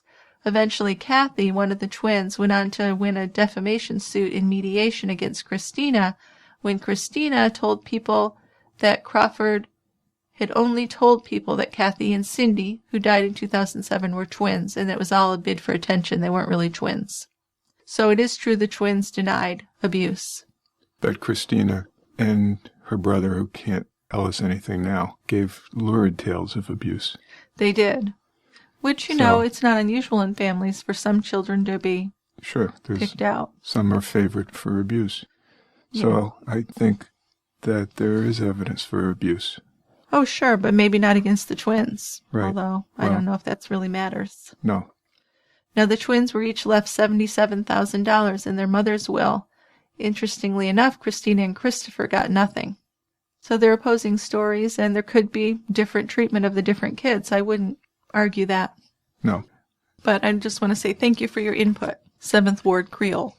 I've got a note from Ylva, YLVA. Thank you so much for your great work. There are many things to be said about this week's case, which was Love and Madness, Murder in a Southern Family. Oh, okay. But I would like to especially add something that was said in the feedback section. It might seem a little strange, but sometimes I find that discussions regarding domestic violence are too focused on the victims. There's quite a bit of conversation about why someone would stay with an abusive partner, but not so much on why people abuse in the first place. And isn't the latter 1,000 times stranger? I wholeheartedly agree that we should all try to look out for the people around us to try to prevent these things from happening. But I think we would be more successful if we expanded our views slightly.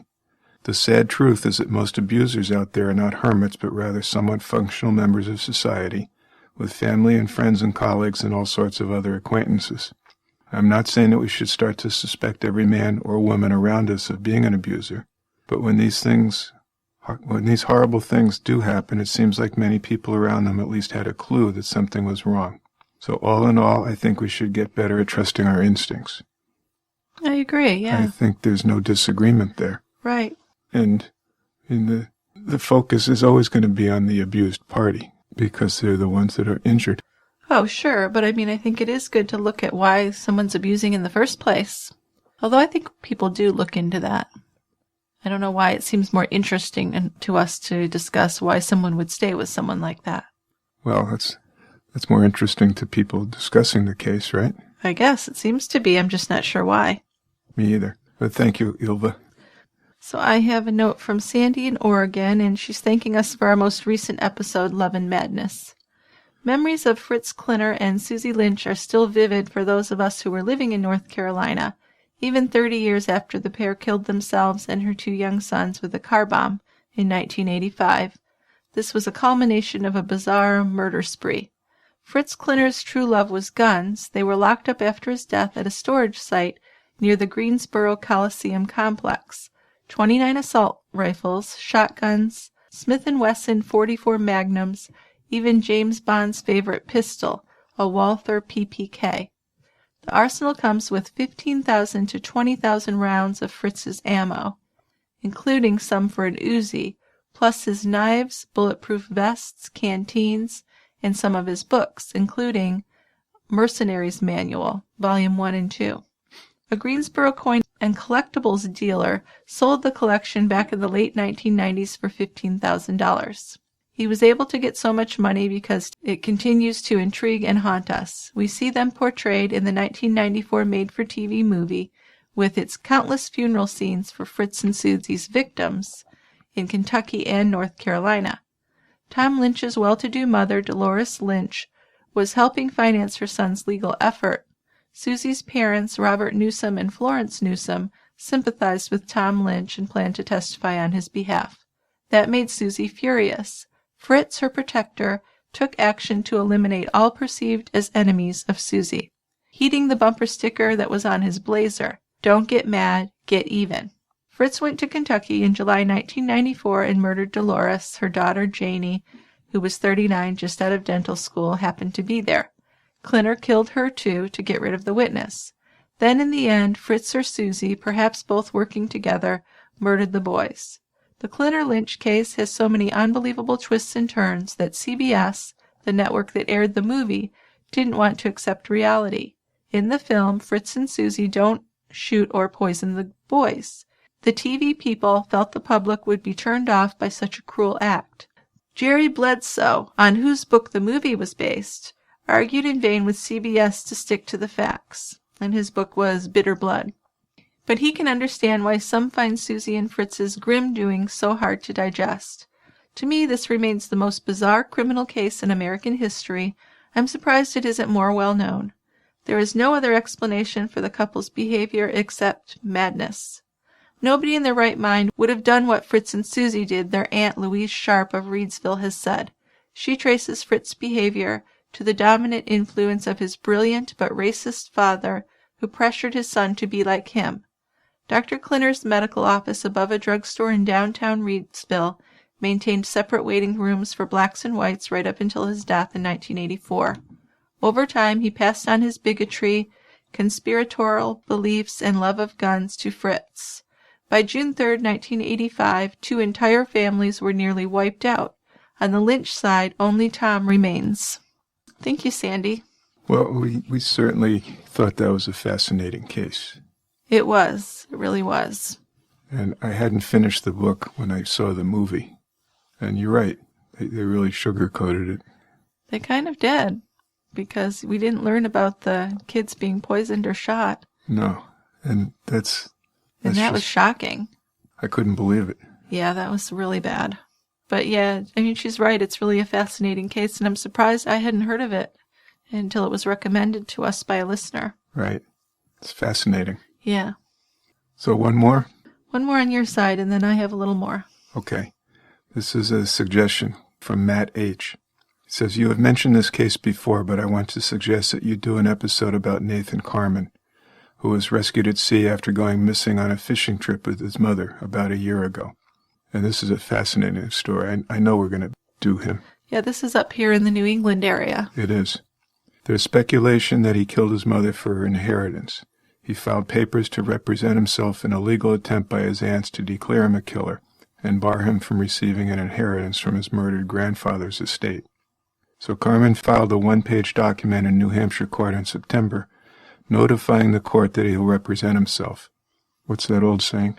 If you represent yourself, you got a fool for a lawyer and a bigger fool for a client? Something like that. Anyway, Carman's aunts are asking the court to bar him from receiving any of the proceeds from the estimated $40 million estate of their father, Nathan's grandfather, John Chakalos. Petition alleges that Carman committed the heinous act of shooting and killing Chakalos in his Windsor home in 2013 out of malice and greed, and states that the petitioners believe that Nathan murdered their father, and they ask the court to so find. These petitioners are Linda Carman's 3 sisters. Linda is Nathan's mother, who was lost at sea while on a fishing trip with Nathan, who was rescued. She's presumed dead. So Nathan Carman is in line to collect the portion of the Chakalos estate that would have gone to his mother, and his aunts seek to prevent that unjust result. The legal action is known as a Slayer petition. So Chakalos was killed in December 2013. He was shot 3 times in his bed. Police have acknowledged that Nathan Carmen was a suspect in that case, but no one has ever been charged. Now, Nathan and Linda Carmen, his mother, reported missing September 18th while on a fishing trip aboard his boat, the Chicken Pox. They left from South Kingston, Rhode Island, late at night to go tuna fishing in Block Canyon. Nathan was rescued 8 days later by a passing freighter off the coast of Martha's Vineyard after being spotted in an emergency raft. The FBI and police from several New England states have been investigating the murder of Chakalos and the disappearance of Linda Carmen. They have obtained search warrants for Nathan Carmen's vehicle, cell phone, and his Vermont home. Nathan Carmen is the last person known to be with Chakalos, just as he was the last person to be with his mother. We've looked at this, and this is one of those fascinating stories that we're going to be doing. I don't know exactly when, January, February. It is interesting.